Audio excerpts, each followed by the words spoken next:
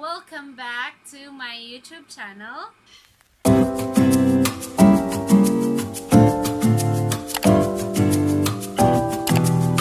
It's me, Annie, and I'm so excited to share this new video sa inyo.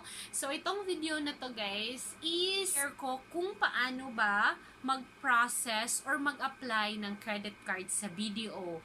Maraming nagtatanong sa akin ng step-by-step process kung paano ba mag-apply and kung ano ba yung mga needed na requirements para makapag-apply ng credit card. First, na i-share ko sa inyo kung paano mag-apply is sa BDO. Kasi meron akong BDO, BPI, and Citibank na credit card, guys. So, first na i-share ko sa inyo is yung step-by-step process ng BDO. But before anything else, guys, if hindi ka pa nakasubscribe sa channel ko, don't forget to subscribe and click the notification bell para updated ka if may bago akong videos katulad nito. So, let's get started.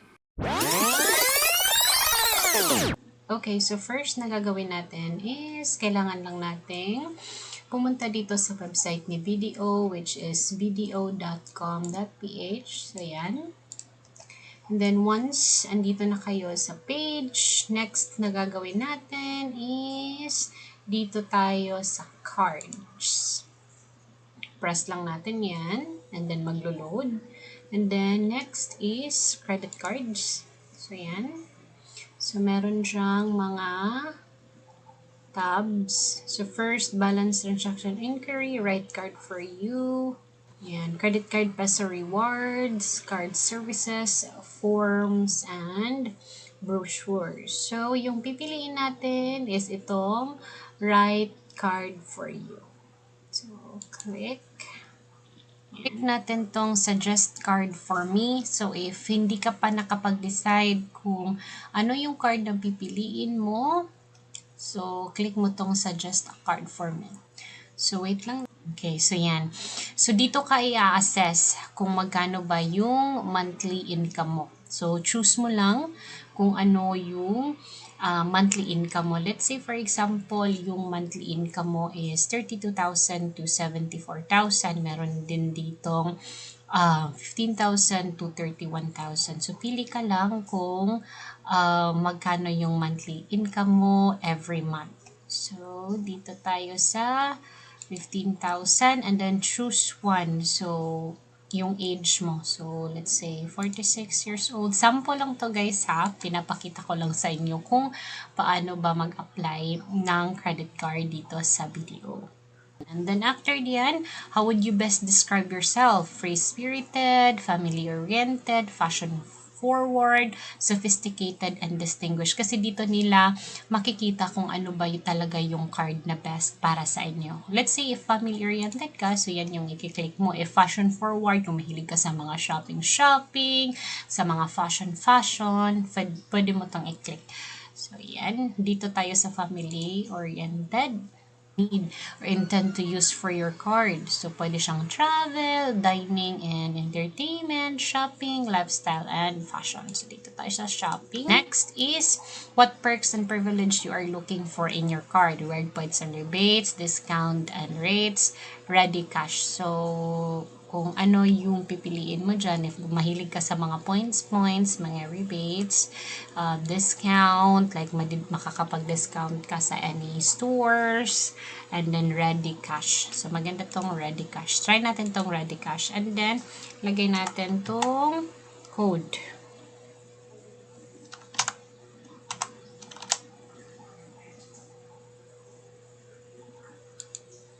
Yan. So, ito na yung mga recommended na cards. Ito yung recommended na cards sa'yo. So, ito yung mga pinili natin kanina. So, ito yung installment card. Yung exclusive perks niya is the card that gives financially flexible and accessible card for you every need. Convert 100% of your credit card to cash and enjoy light installment payment options to 6, 12, 18. Plus, you can re-avail anytime up to your maximum available credit limit. So, if gusto mo yan, pwede kang mag-apply now. But, if gusto mo pang humanap ng other cards is pwede kang mag-view all cards. Ito na guys, nandito na yung mga cards na available ni BDO. So yan, pili ka lang dyan kung ano yung mga cards na gusto mong i-apply. Ito si Shop More Mastercard, Standard Mastercard, Bench Mastercard, Installment Card. So, maganda din to sa installment card. Then yan, Gold Mastercard, Titanium. Meron ding Visa cards, American Express, JCB, Union Pay, and Diners Club. So, makakapili ka kung ano yung gusto mo. So, let's say, apply natin to si Shop More Mastercard. So, yan. Don't worry guys, kasi once makapag-apply ka na, pag tumawag si BDO sa inyo, is mag-ask sila ng information if gusto mo din bang mag-apply sa other card. So, ito lang muna yung i-process natin as of today. So, yan. So, fill out na natin tong form. So, example lang to guys ha.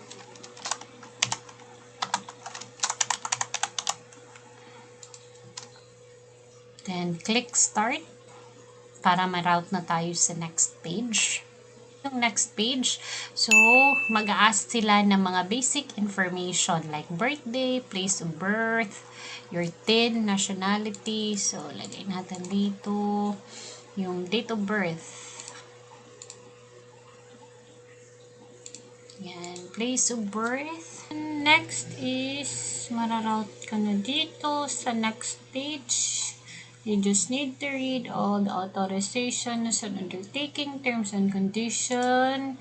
Yan, and then charges and fees. And then scroll down.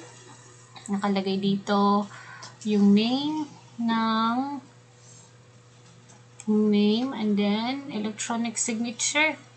Please type your first name and last name. So first name, understand, and then kailangan mo tong i-fill out. Next, yan, documents, the next page. So meron tayong okay, so if meron ka na nito na mga requirements, pwede mo siyang attach na dito, pero pag wala is kailangan mong isend siya separate email, which is yung nag-flash kanina. So, yan. So, lagay lang natin yung valid, identification, proof of billing, proof of income. So, process muna natin. So, yun na guys, yung step-by-step na process kung paano ba mag-apply ng credit card sa BDO. So, once na-submit mo na guys yung mga requirements, ito yung lalabas sa screen. So, yan. So, ipaprocess nila. And, merong tatawag sa inyo na agent from BDO kasi meron pa silang mga information na needed or i-clarify sa inyo. And as you can see kanina, yung in-applyan lang natin is Shop More na credit card. Don't worry guys, kasi while tumatawag yung representative, bibigyan ka nila ng other options kung gusto mo pa bang mag-apply sa other credit card ni BDO. So, same sa akin, ito yung card ko. So, dalawa yung credit card ko kay BDO. Meron ako ditong Shop More na credit card. Yan. And meron din akong Visa. Yan. So, Visa credit card. So, iba-iba to guys. Pwede nyo itong gamitin, pwede nyo itong gamitin. And iba-iba din yung credit limit nito. So, depende kay BDO kung ano yung mga cards na i-approve nila sa inyo. And then, once na-approve ka na guys, you will receive text message katulad nito na pinadala na ni BDO yung card mo, and yung courier na ginagamit nila guys is through LBC. Make sure lang guys na yung address nyo is correct. Kasi yung card nyo is, or yung once ma-approve ka na, doon isi-send ni LBC or magde-deliver sa LBC sa address na binigay nyo.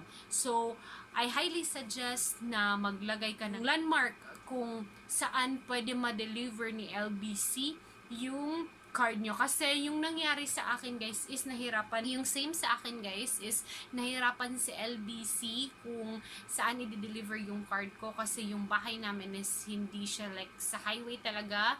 Nung sa Cebu pa ako nagsistay. So tumawag ako ulit sa customer service nila and then pina-transfer ko na lang dito sa Leyte address namin kasi mas madaling ma-access or mas madali nilang nahanap yung address ko dito sa Leyte. So, kaya natanggap ko tong 2 cards na to. So, don't worry kasi pwede naman kayong tumawag sa customer service ni BDO. Sobrang dali lang tawagan ng customer service nila. Sobrang madali lang and sobrang friendly ng mga customers representative nila. So, pwede kayong tumawag if may mga questions kayo and then if ever may mga changes kung saan nyo ipapadeliver yung cards nyo. So I hope guys na nakatulong tong video na to. Don't forget to like this video, share, comment down below if may mga questions pa kayo, subscribe to my channel, and click the notification bell para updated ka if may bago akong video. So bye guys! See you next vlog!